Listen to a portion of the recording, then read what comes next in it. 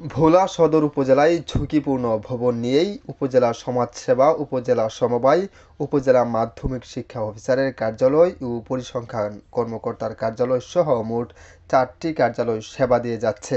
তোয়াতকালীর উপজেলা চেয়ারম্যান মাকসুদুর রহমান এই ভবনটির ভিত্তিপ্রস্তর স্থাপন করেন। এই উদ্বোধন করেন তৎকালীন স্থানীয় সরকার পল্লী উন্নয়ন ও সমবায় মন্ত্রণালয়ের প্রতিমন্ত্রী নাজিউর রহমান মিয়া। মাত্র ৩৭ বছরে সম্প্রসারণ ভবনটি ঝুঁকিপূর্ণ হয়ে গিয়েছে। বৃষ্টি হলেই ছাদ চুষে পানি পড়ছে, দেওয়াল ফাটল ধরেছে, পেলেস্তারা ধসে পড়ছে। রবিবার রাতে ছাদের পেলেস্তারা ধসে পড়ে সমাজসেবা কার্যালয়ের কর্মকর্তা কক্ষে।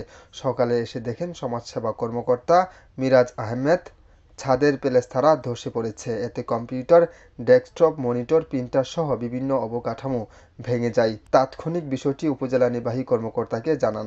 ভোলা সদর ভোলার অফিসারের অফিস কক্ষ সকাল 9:45টার দিকে আনুমানিক 9:45টার দিকে অফিস কক্ষের ছাদ থেকে প্লাস্টার ধসে পড়ে। প্লাস্টার অফিসারের টেবিলের উপর এবং চেয়ারের উপরে পড়ে। এতে একটি সিপিইউ, মনিটর এবং একটি প্রিন্টার ভেঙে যায়। যেহেতু ওই সময় অফিস খোলা ছিল না, সুতরাং কেউ হতাহত হয়নি। যেহেতু আমরা দীর্ঘদিন যাবতই একটা পুরাতন ভবনে অফিস করি, তো হঠাৎ করে অনাকাঙ্ক্ষিতভাবেই এটা হয়েছে। বিষয়টি উপজেলা প্রশাসন এবং ইউনো স্যার সবাই অবগত আছেন। উপজেলা মাধ্যমিক শিক্ষা অফিসার রাকিবুল হাসান জানান, দীর্ঘদিন ধরেই আমরা এই ঝুঁকিপূর্ণ ভবনে কার্যক্রম চালিয়ে যাচ্ছি।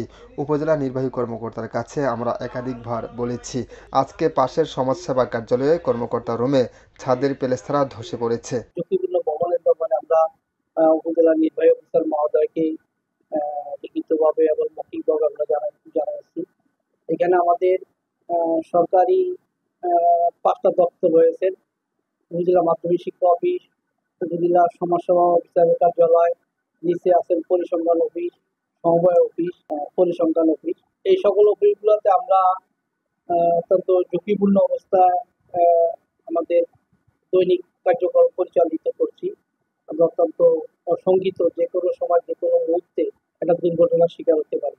এখন এই মুহূর্তে আমাদের এখানে অফিস করাটা আমাদের জন্য খুব দুর্বিষহ হয়ে যাচ্ছে। যে কোনো মুহূর্তে যে কোনো সময় দুর্ঘটনা ঘটতে পারে, আমরা খুব আতঙ্কতে আছি। এ বিষয়ে উপজেলা নির্বাহী কর্মকর্তা সজল চন্দ্র শীল বলেছেন, আমি সরেজমিনে পরিদর্শন করেছি এবং তাদেরকে অন্য স্থানে স্থানান্তরিত করেছি। উপজেলা প্রকৌশলী টেকনিশিয়ান সমস্যাগুলো দেখে প্রতিবেদন জমা দিলে সংস্কার বা নতুন ভবন করা হবে। ভোলা সদর উপজেলা পরিষদের একটি পুরাতন প্রশাসনিক ভবনের, যেখানে সমাজসেবা অফিসের কার্যালয় রয়েছে, সেখানে একটি ভবনের উপরের ছাদের কিছু অংশ পলেস্তারা খসে পড়েছে।